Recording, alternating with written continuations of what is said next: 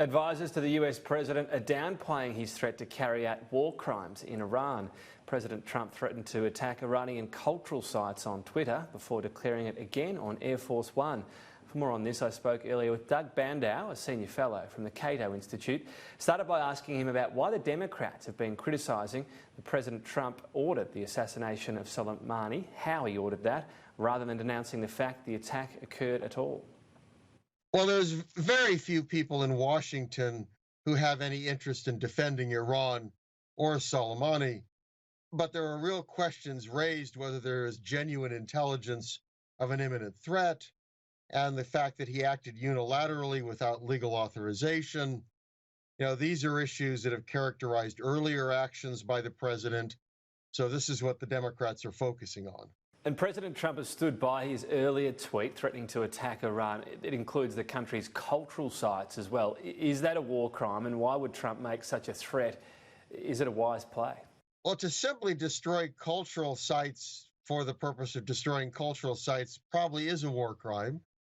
I don't think that he thought about that. This is not somebody terribly sophisticated when it comes to those issues.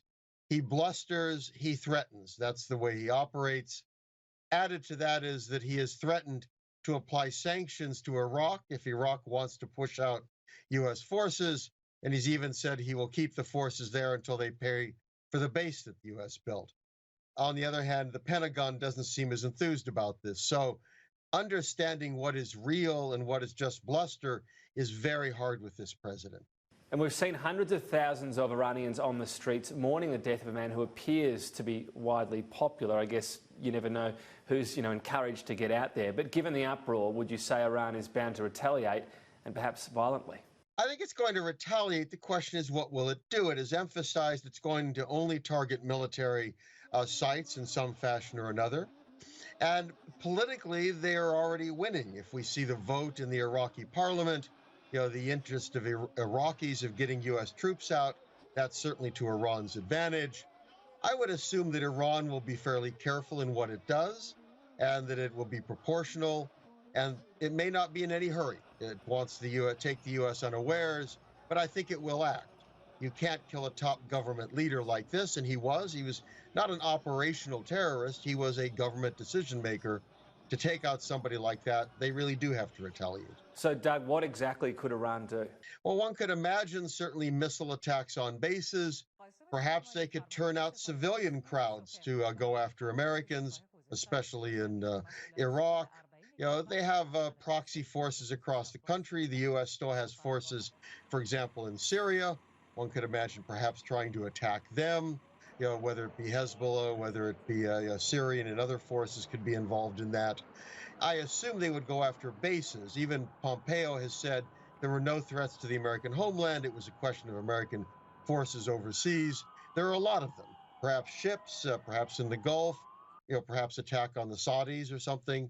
They have a lot of options. Secretary of State Mike Pompeo cited an imminent threat to American lives for the reason for killing Soleimani, but he hasn't described what that threat was or if the threat currently exists. Does that seem a bit strange to you? Yes, it does. I mean, there are reports that even the Pentagon and the intelligence sources acknowledged that there was no evidence that an attack had been approved. I mean, so one can certainly imagine contingency planning in which he might have been involved. And the Iraqi prime minister said that he came to Iraq actually for a discussion of a Saudi initiative for lowering tensions, which would raise the question of whether some of the hawks in the Trump administration wanted to destroy that opportunity, that in fact wanted to keep tensions high. So there are a lot of very serious questions here where many of us are very skeptical. We look back to the Iraq War, the lies that were told, the intelligence that was manipulated, and the skepticism is very strong. We've got peace activists claiming the US wants war with Iran. They point to some comments from John Bolton. Do you think that would serve US interests, and has the US been goading Iran to do something violent?